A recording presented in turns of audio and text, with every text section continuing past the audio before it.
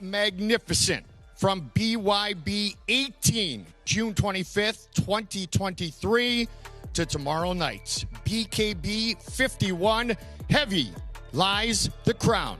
The mighty Trigon is back in the capital city of London, England, and we have bonded to create the biggest and best organization in the world. Hi again, everybody. I'm Mike Goldberg, and welcome to the official press conference for what is going to be a very special night. Very special night tomorrow because we have a belt on the line. Marvelous Marko Martinjak will look to defend his Bridgerweight World Championship against the former BKB Heavyweight World Champion, that man, Hurricane Ike Villanueva. And in the co-main event, it is a rematch between the Rebel Martin Reffell and Scott McHugh. The first fight many years ago. Tomorrow's fight, expect more and then maybe even more of the same. They are great competitors. So we talk about London. We'll get to that in a little bit. We'll go through the card. We'll talk to the members on the card who are on the co-main event and the main event. But before we do that, we're going to look ahead to May 16th, Manchester, England, when these two men sitting next to me will fight for the Super Welterweight World Championship. The champion, Rolando D, and the challenger, the former two-time gloved boxing champion, my powerful partner, the Magic Man, Paulie Malignaggi. All right, Rolando. Hello. Here it is. Hello, boss. Did you have a feeling when you defeated Liam Reese and got the belt? Did you have a feeling that maybe Paulie would be coming next? You want me to be honest? Yeah, of course I do. No, I kind of thought that was going to be your answer, so thank you. Yeah, no, I didn't expect Paulie to be because he was my commentator. So who expected I'll fight the commentator in my fight? Now he's a two-time world champion, so I've been watching him fight while growing up. So when they said I will defend my belt against Paulie, which is a very famous boxer, two-time world champion of boxing. And he's a famous guy, not only in boxing, he's a celebrity and as commentator. So, I want to fight him. So, Rolando, you have always been very straight with me. You have huge respect for the multiple-time world champion, the Hall of Famer, Manny Pacquiao, but you always tell us that you are the Rolando D of the Philippines, and that will transition me to you.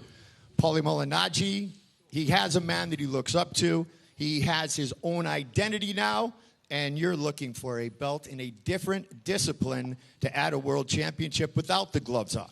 Yeah, does my work say? Yeah, it's obviously you're always trying to push yourself in life, trying to reach new heights, trying to reach new goals.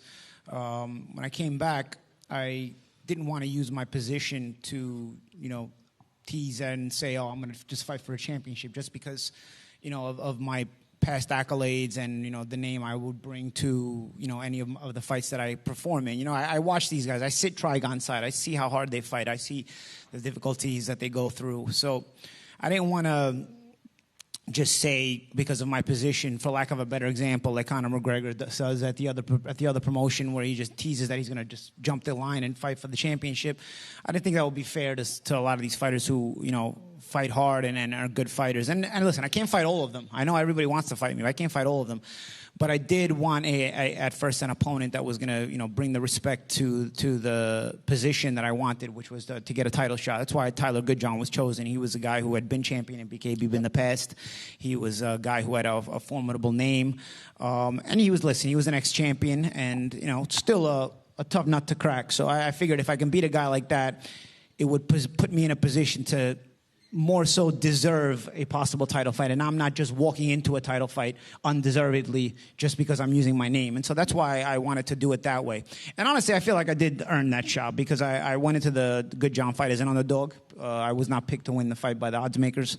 I went in there, I won the fight. And listen, I look at this every day as a bonus for my life. It's like I'm not supposed to be here at this age. People think, okay, you're retired, you commentate. And listen, I have a good time commentating. I enjoy doing it with you and doing it in pro boxing as well. But you want to scratch that itch, and if you're going to scratch that itch, you got to see if you have the ability. I still in the Good John fight, I still have the ability. Rolando is a different style. There's a lot of different styles in bare knuckle, and that's sort of the challenge. But I enjoy a good challenge, and at this point, I don't take anything for granted. I enjoy a good challenge. I take nothing for granted, and I'm enjoying the whole ride, enjoying the journey, as opposed to just putting pressure on myself like I did in the past. Not to say that I didn't enjoy the past. I enjoyed everything I accomplished in the past, but I always put a lot of pressure on myself. This time, I really am just enjoying doing this. I'm myself. I feel like I'm almost like not even supposed to be here. So the fact that I'm getting to enjoy it, I don't think about winning and losing. I just think about fighting. I think about executing. And that's what I do every day. I feel like I'm getting the most of my training. I feel like I got the most of my last fight. And I feel like I'll be even sharper in the next fight.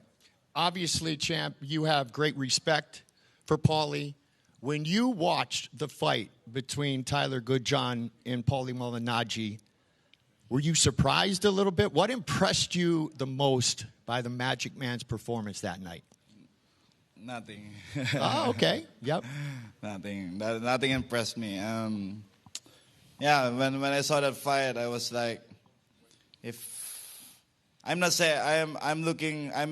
want to fight Paulie back then because he's a famous boxer. I was watching the fight. I said to myself, if these two will fight me the same they fight me they fight the same way tonight, I think I'll beat, in my honest, not so bragging opinion, I think I can beat them in the same night. What do you believe is your edge in a fight? Not only in winning the belt, but also in defending it in a couple of months from now in Manchester against Paulie. I'm still learning. Goodjohn, he fights the same way since the old age, He fight the same way since the old age, and he's not good. Sorry for the fan of Goodjohn here. He's not a good fighter. He's just a pioneer. There's a difference between a good fighter and a pioneer. Royce Gracie is a pioneer, so he gets the respect of all the fighters in the world. But he is not a good fighter compared to GSP, Khabib, like those guys. So Goodjohn is first. I need to say this as a fighter in my eyes, with my honest opinion. Goodjohn is not a good fighter. He's just a pioneer. Gotcha. So that's the reason he got all the respect. But he's not really a good fighter. And at least that's just my honest opinion. And I think all the fighters who's been watching Goodjohn, I think they agree with me. So if I just do the logic mathematically, if Paulie is having a hard time with Goodjohn, I think he will have a very hard time fighting me. At least that's my... I got you. You can work that mic a little closer for us as well. I'll get over to Paulie again. So everybody's chasing you, now the entire Gracie family, and everyone from Brazil is chasing you, Rolando, just so you know. He's good back then. But in terms of the... Hold on, wait. I just got a text from Henzo. Hold on. He has Hoist on speed dial. I do have Hoist on speed dial. Okay. But I understand what you're saying. Yeah. All right, Paulie, I know you're not going to go into details, but you watched that fight. We commentated the fight. Wait. And you saw some things. And again, you won't go into details. I saw enough to tell you this. I didn't commentate the fight the way I would have commentated it if he wasn't in my weight class. I would have brought out there's things I saw that I would have brought out in the commentating. But as I'm watching the fight, I'm realizing I'm going to fight him, and I said I'm not going to give everything away in this fight. I saw the mistakes Reese was making. He was very clever. Yep, was very clever. You're clever too. He was very clever, but I got to be honest. One of us is going to be wrong. Yep. And I don't think I'm going to be wrong because I analyze fights for a living. Yeah. I also saw a lot of things he's lacking. He says he sees a lot of things I was lacking. I also saw a lot of things he's lacking. And I've seen him fight twice. And I've seen him fight two very different styles. One fight he fought in a completely different fight than another fight. So I also am aware that Rolando is very versatile in that he can sort of give you one look and he can give you a different look. But when you say this isn't boxing, this is the only place I come to where in this sport people, and I've heard other people have this argument, where a guy who doesn't know how to fight at all, and not to say Rolando knows how to fight, but I've heard guys in general that don't know how to fight at all make like knowing how to box is a disadvantage. So you're going to tell me, because you're tough and I know how to fight, you have an advantage over me. That doesn't work. So I think my boxing's an advantage. I think his MMA background is an advantage. We're going to see which advantage comes to fruition.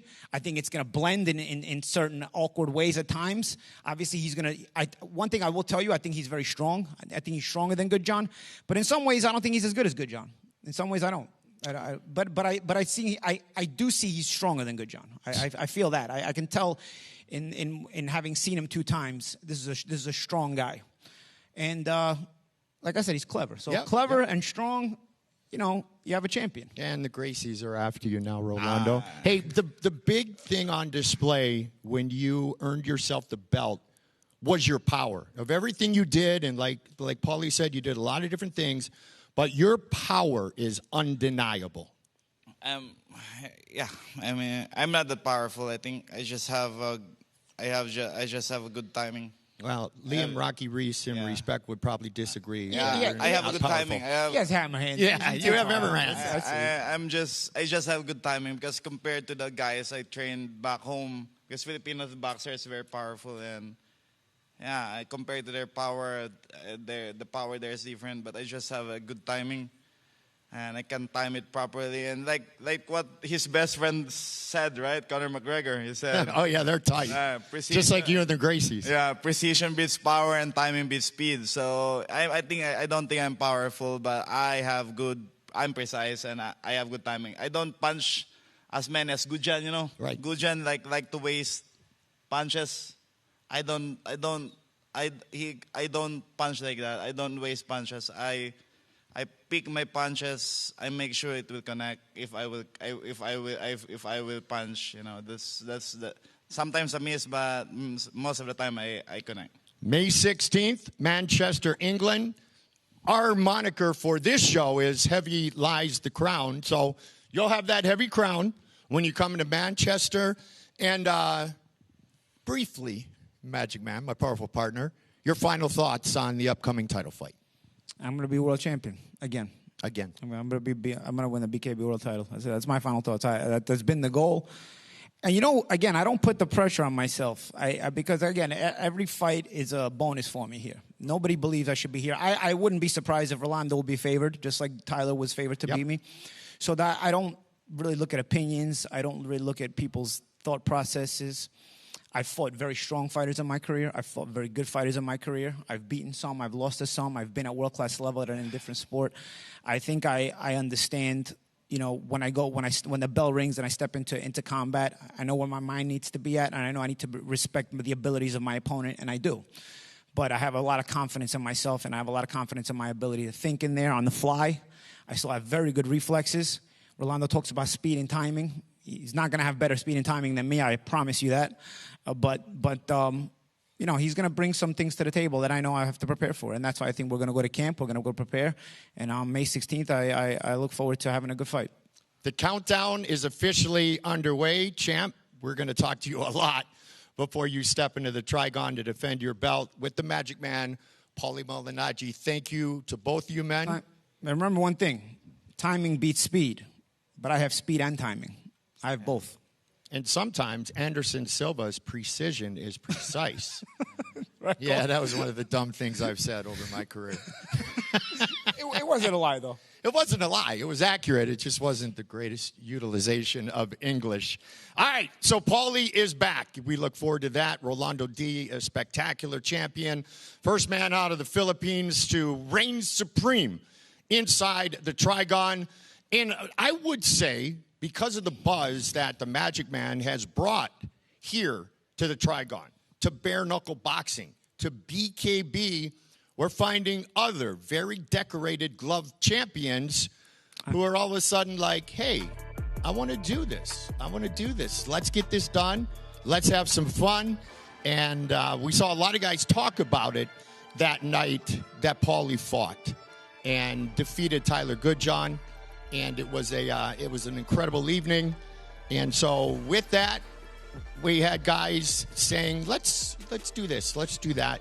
And one of the guys who I think was influenced by it is now joining me, the IBF Featherweight World Champion from 2015 to 2018, Lee Selby. Welcome to BKB.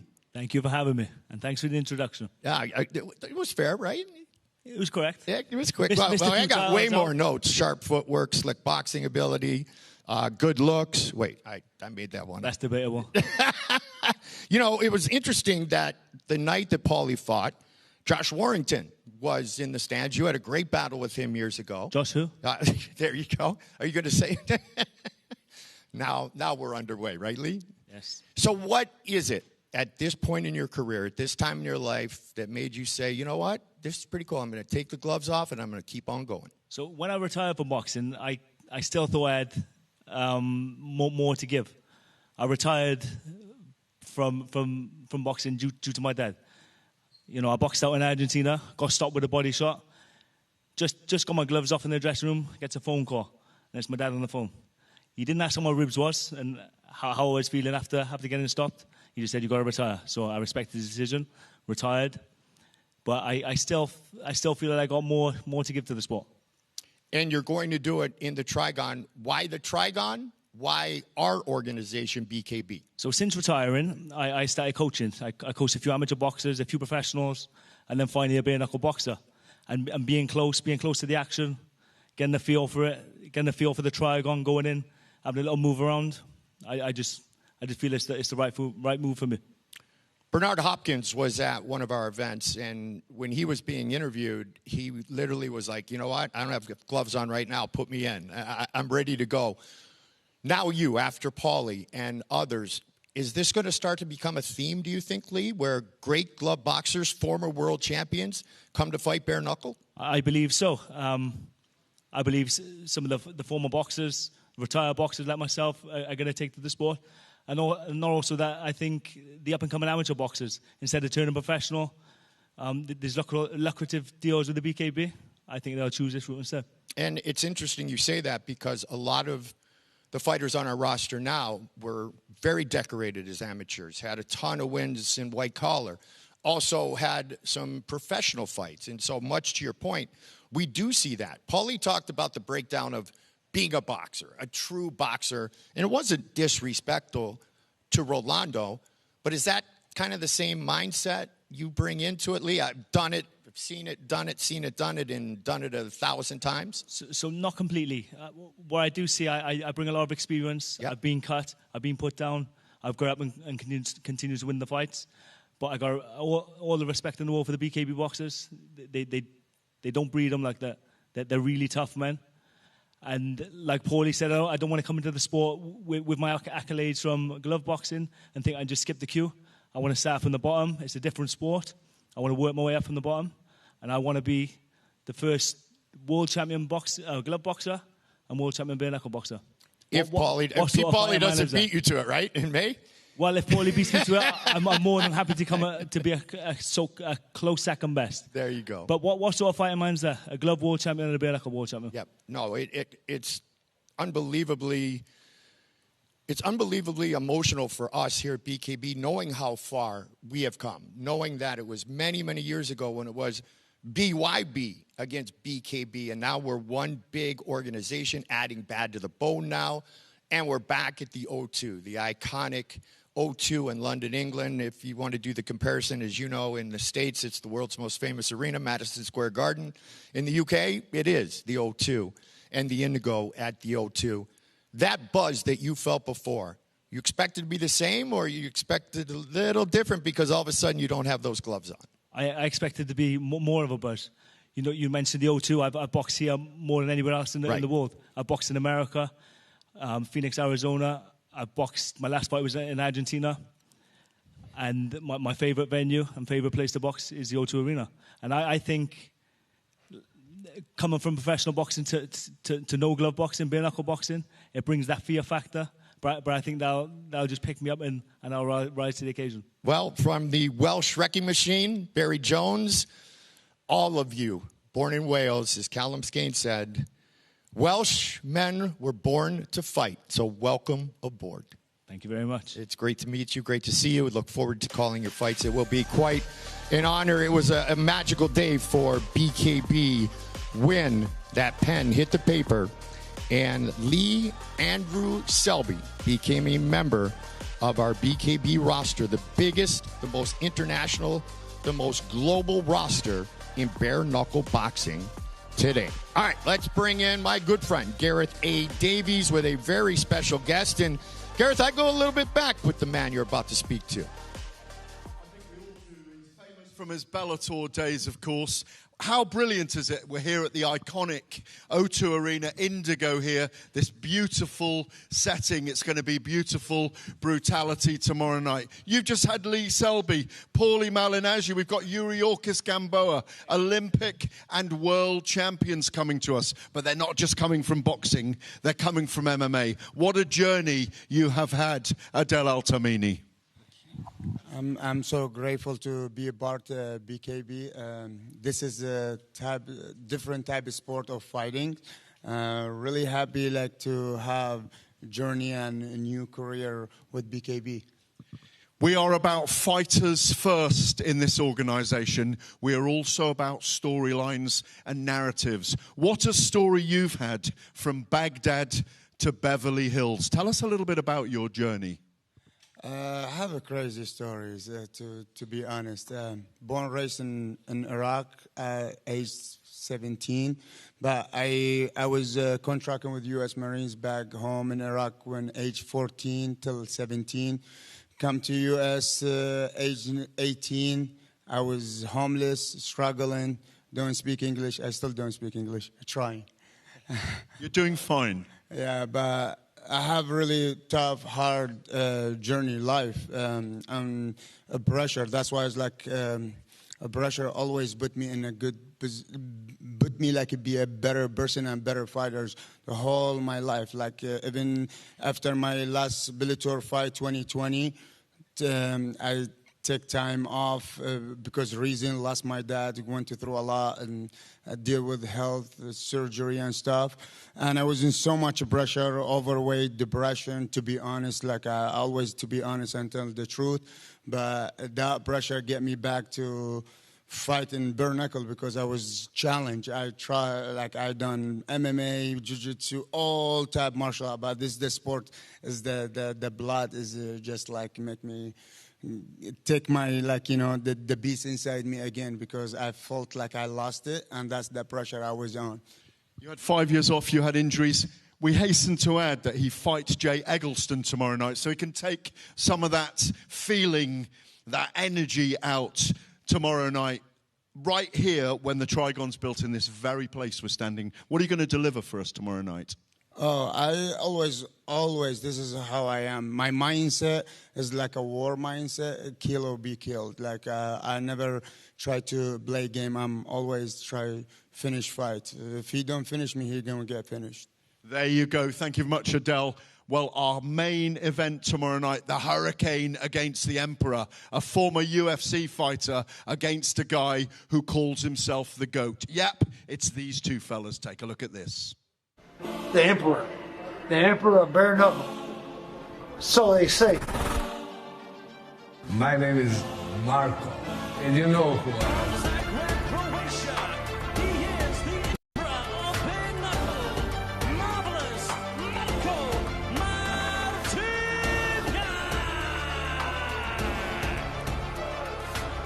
I think the fight is a good fight, but he overestimated. To be the champ, to be the man, you gotta go beat the champ. I'm coming to your house. I'm coming to kick that door down. First and foremost, it's a fight. Yeah, I'm gonna leave it like that.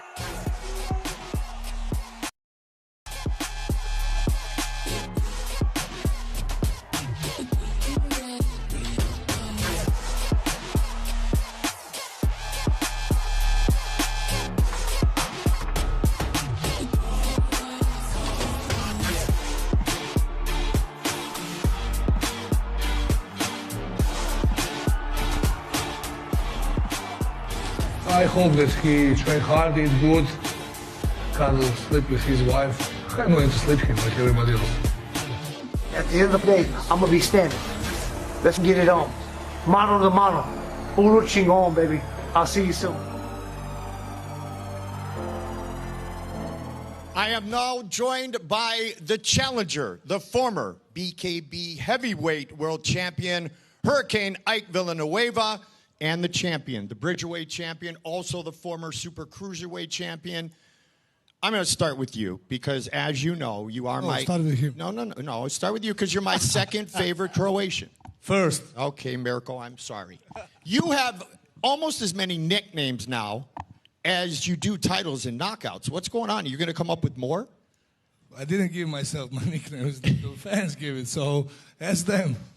How about this challenge tomorrow night? And how about the run that you have been on, Marko? Why have you been able to stay at the top for so long? Listen, me and Ike get along together every time we saw each other at some events.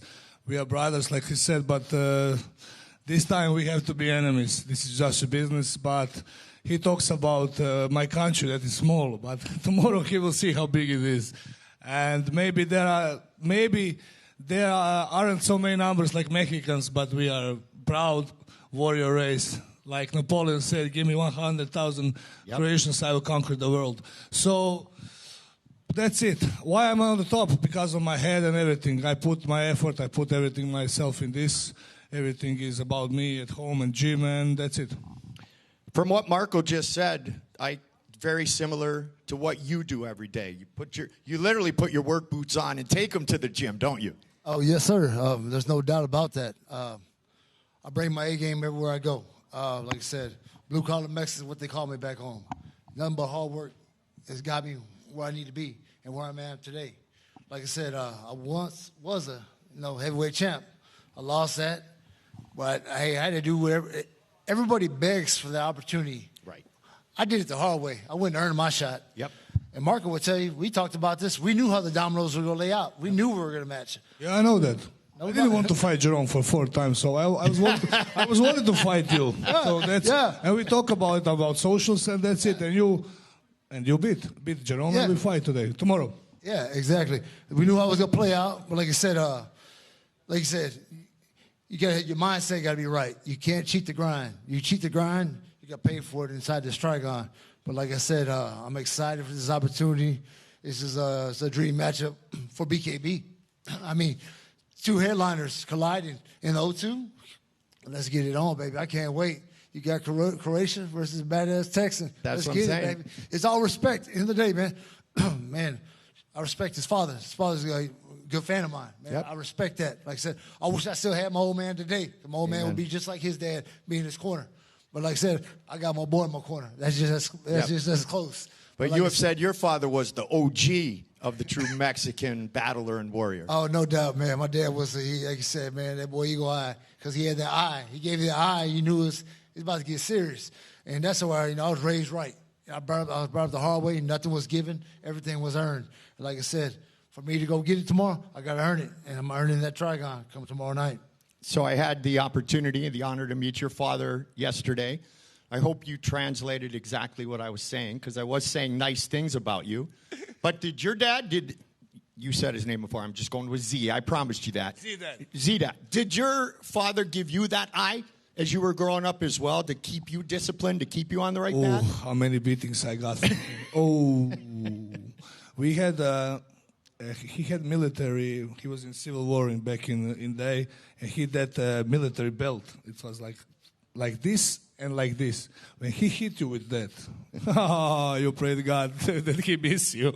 And one time they called him from the school. My mom come from the school, and he said to her, Snezhana, my mom is called Snezhana, like Snow White, don't go crazy, I go crazy now. And he break the fucking chair on my back. That is the growing up, not those soft men like kids today. Yeah, yep. And I know you can relate to that, Ike, and that's the beauty of this matchup. I asked you at the fighter meetings earlier, Marko, how do you motivate yourself to stay at the top? Because the challenges are always there. You have dominated in pretty much every fight. You've had a lot of quick finishes.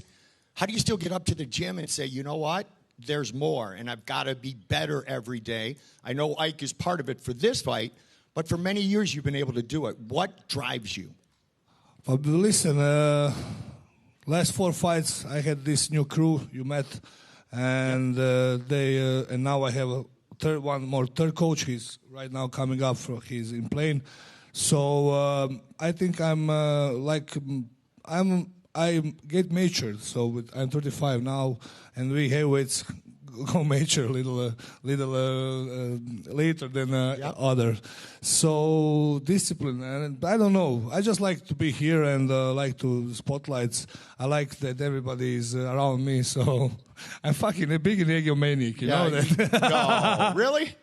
No, I've never known. You are also so. Okay, all right. Marko Crow Cop, number 1. No, all right, it's not. No, you just were mean to me. Yeah, but I like to say it because I like you. Oh.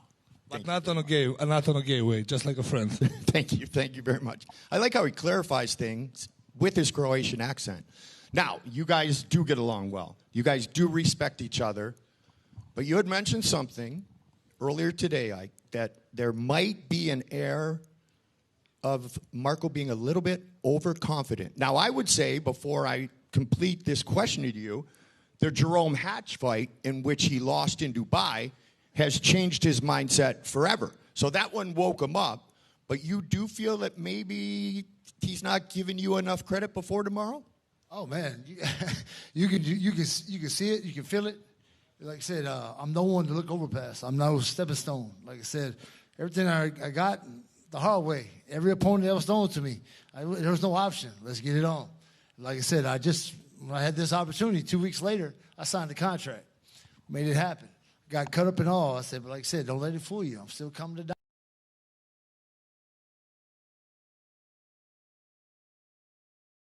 I'm not one to overlook, and I just can't wait for tomorrow, because tomorrow's going to be a showdown. And who wins tomorrow? Fans. Yep. You're a different 225. Oh, no doubt. Than you were in the last fight. Tell me about the process. So the process is like, okay, I got cut early. You get cut. I knew the prize. I had the prize in my head. Win the fight at those two versus Marko. If I would have rushed it and got cut again more and have a doctor stop it, everything I worked for, I got to start all over. As a fighter, as any pro fighter who's been there, it happens. So what I did, I humbled myself, stepped back, and just shut the F up and listen to my coaches and just box. And I didn't have to show much because I didn't have to. But, hey, I did what I do to win. A win's a win, and I got my prize. And now we turned it up this camp, and I'm excited to unleash what we learned. What do you respect the most about Ike Villanueva? What do you have to counter as far as his skill set, his grit, whatever it might be, Marko, tomorrow night to defend your Bridgerweight belt for the first time? I respect him as a father, as a proud father like I am. I respect him as a good man. I think he's a good man, but it's just a business. He has his set of skills. I respect it. I think mine is better, and I will prove it tomorrow. That's it. Well, you talk about being a father. How about being a husband? Boss lady, Kim, it's your wife's birthday on Sunday. So you're going to battle him tomorrow, but if you go home without the belt, you might have a much bigger fight in front of you, buddy. Yeah, man, Mama laid it on the line. Hey, you bring that damn belt home for my birthday. Like I said, hey, but it's all respect. You know, I respect men who are fathers. Anybody can be a dad, but it takes a man to be a father. And I'm going to do that daily. He's a girl dad. I got 4 daughters at home, and I stay on my damn toes. You see that big boy over there. So he's in college, living his life. It's me at home. So you're a girl dad now. That's it. So I wish so. Hey, all the mofos come knock on my door. I wish. Yeah. But like I said, Marko, he'll be there in a couple of years. You know, he's still a baby. But like I said, like mine, even my young ones, they're ready. I think I got some future fighters as my young ones. I can't wait to unleash them. But like I said, man, it's all respect. Business is business. And like I said, for friends to foes, because we're here to fight. That's all it is. We get toast up after the fight. But tomorrow, hey, it's bloody war until the fight. Last message to your opponent, Marko Martinjak. Man, God bless, man. Let's get to work tomorrow. Let's leave it all out here. Hey, it's all about the legacy. And tomorrow, I want y'all to talk about Hurricane versus Marko. I want y'all to talk about that for years. BKB, we're about to make a statement tomorrow. Love me or hate me, love or hate him, put some respect on our name. Because we're some OGs in this fight game, and we're going to show y'all youngsters how it's done. And your final thought for Hurricane Ike Villanueva? Same. I couldn't say better than him. So respect to him. God bless him, and may the best man win tomorrow. Cannot wait. It is the main event of the evening. It is the marvelous one, the Emperor, the GOAT. I'll come up with a couple more before tomorrow. Or you'll feed them to me. It is you Triple M, marvelous Marko, Martinjak, and the one, the only Hurricane Ike Villanueva, our main event tomorrow night for the BKB Bridgerweight World Championship. It is a loaded card as we return, as I mentioned, about 2.5 years since BYB 18. Marko was on that card, by the way. Since we have been back in London, the capital city, the iconic O2 Arena, and we look forward to all the fights from the top to the very bottom, or you could say from the bottom to the very top, when these two men battled for a belt. Don't forget, official weigh-ins still ahead from here at the Indigo at the O2 Arena. And tomorrow night, it is the one, the only Trigon battles for BKB 51. Heavy lies the crown.